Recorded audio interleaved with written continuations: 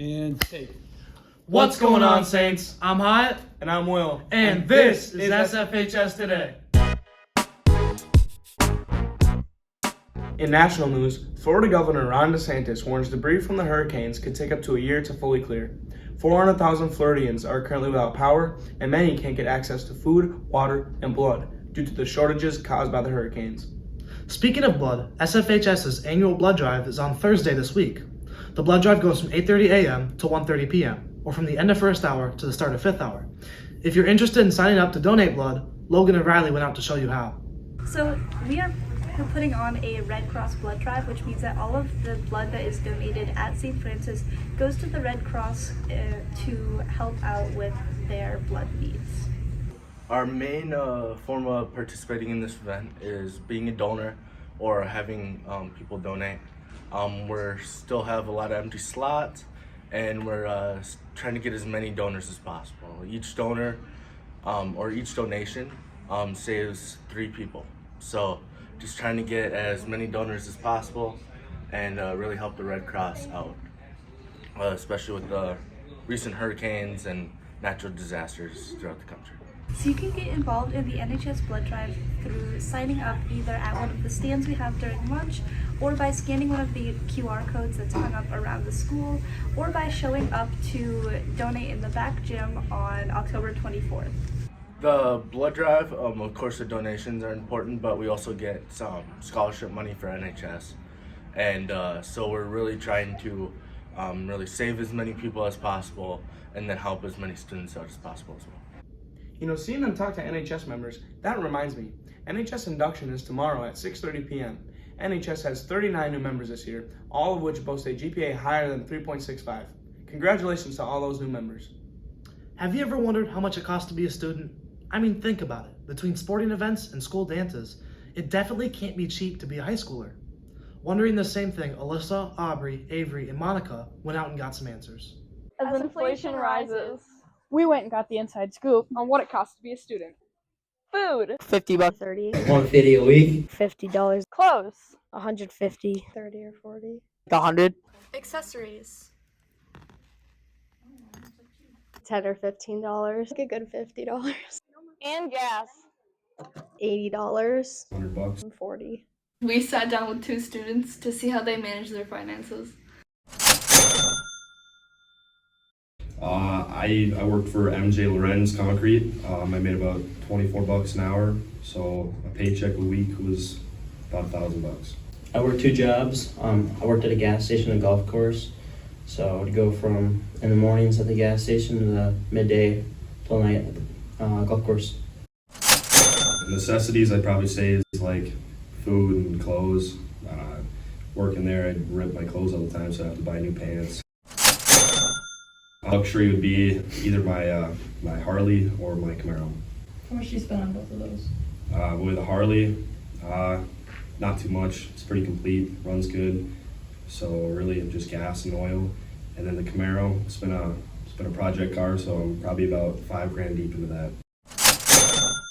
Necessities are my pets I got at home. I got 2 turtles, so they kind of take up a big part of that paycheck. And then right now I'm saving up for a project car as well, so that's my luxury right now.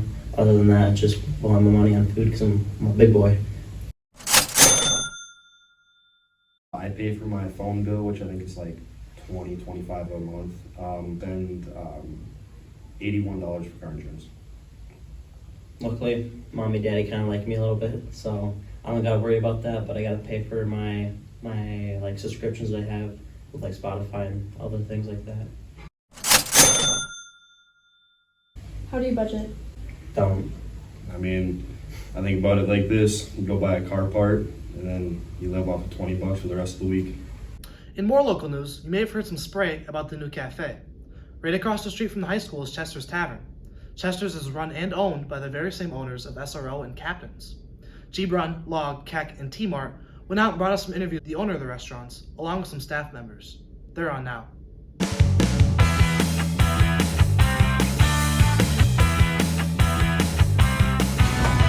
What's up, Saints? I'm Grady. I'm Logan. And I'm Kevin. And I'm Tyler. And we're here at Chester's Small Town Tavern and Eatery to get the inside scoop on the Chester family. We own Chester's, we own Back to the SRO, and we own Back to Captain's. Why did you decide to open Chester's? With the Rum River Inn closing down, my wife came up with an idea to put a different spin in the community. Something with the fancy coffees and a little more upscale food. And this place just happened to work out at the right time for us. The positives of the city and the community have been unbelievably helpful. Todd and Elise Chester have been in the restaurant industry for 20 plus years. The struggles in the business are anywhere you go in the business. You have unexpected breakdowns that happen, unexpected expenses. It takes you a while to get your employees and your staff on the same page of what my wife is, of her vision. Todd and Elise Chester are very successful and are a big talk around town. Oh boy, was that some good food. I'll definitely be telling my friends about this place. That's all we have for you this week, Saints. Now back to Maine. Appreciate it, gentlemen.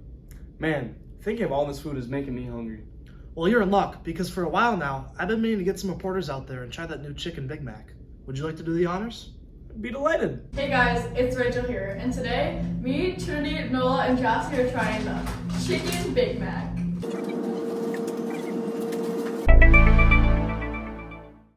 I think this is gonna be nasty. Yeah, I also think it is not going to be good. I'm thinking it's gonna be like a 5 out of 10. I think it won't be like that bad, but I don't think it's gonna be like super amazing.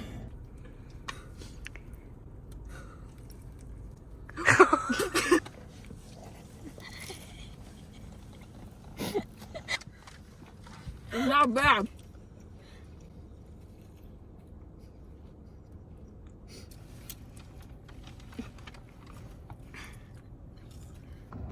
I'm not mad about it. It kind of just tastes like a McCrispy or whatever it's called. Honestly, I'd give it like an 8 out of 10. It's not bad.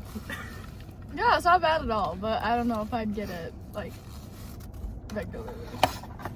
I'm definitely gonna have to give it like a 9 out of 10. I mean, I already went in for my second bite.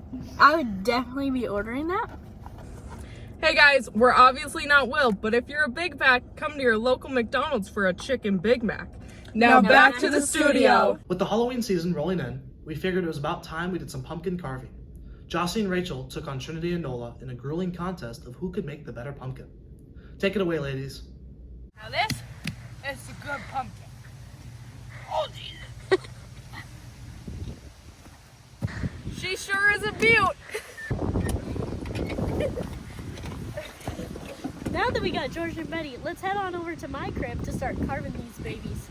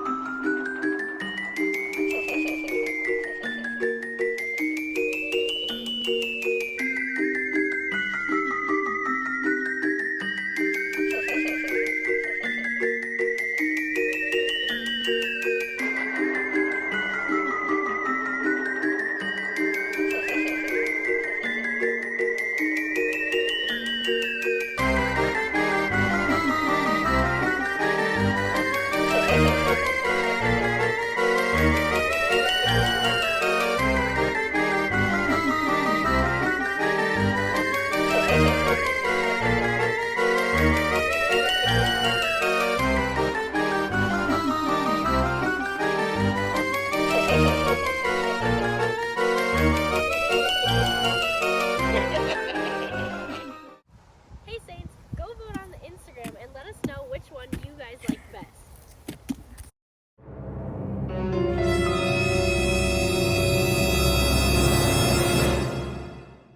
Thanks, guys. That's all the news we have for you this week. Now over to sports. Thank you, gentlemen. I'm Jacob. And I'm Mike. And this is sports.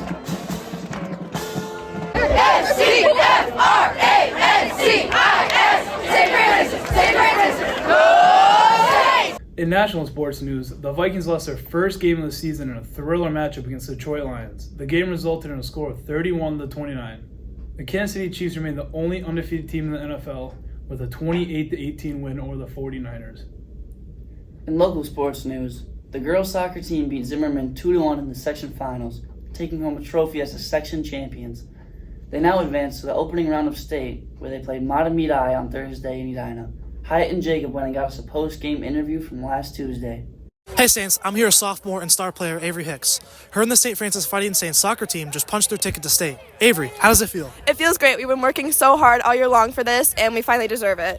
And what is the team doing to prepare for the next game? We're going to be practicing 10 times harder and working our butts off constantly throughout the year. There you have it. Now back to the studio. In more local sports news, the St. Francis Fighting Saints football team took on the Brainerd Warriors in the last regular season game, resulting in a loss of 39-20. They now move on to sections, where they have home field advantage in the opening round, taking on the Blue Jackets tonight at 7. You know, Jacob, coming up to this point, St. Francis has never beaten Cambridge ICNA twice in one season, and I gotta say, I'm delighted to be able to change that. Now that's all we have for you this week. Now back to Maine! And one last thing before you go, Saints. Trinity, Nola, Rachel, and Jossie went out again to bring you this week's RQT. It's the random question thing. Ding! Oh, that's a good one, actually. Okay, what am I most scared of? Ooh, okay.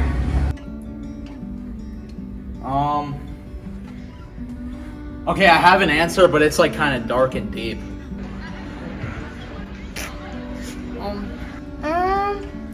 I think I'm most afraid of heights. I don't know.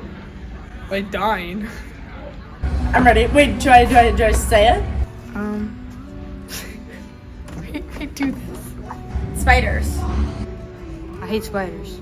I'm mostly scared of my dad. Probably drowning, just because like I feel like that's like the worst way you could die. I'm most afraid of the dark. Because I don't want to die if I'm up there, and if I don't want to fall off. I'm most afraid of the ocean because you don't know what's in there.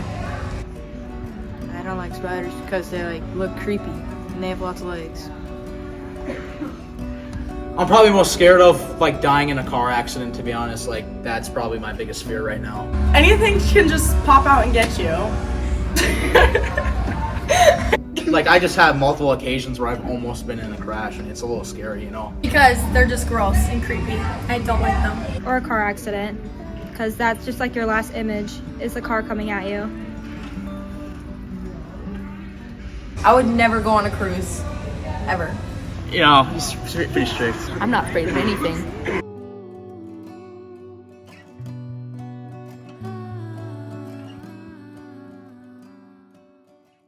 Hey, hi. When were you most scared? I mean, I've said it before and I'll say it again. Getting in that dinky green Ford Ranger with Mike takes the kind of courage you wouldn't see out of a man fighting a bear. Agreed. I mean, I'd rather be thrown in a pit with a pack of lions and climb into that death trap again. Well, with that, that's all the news we have for you this week. Stay spooky, Saints!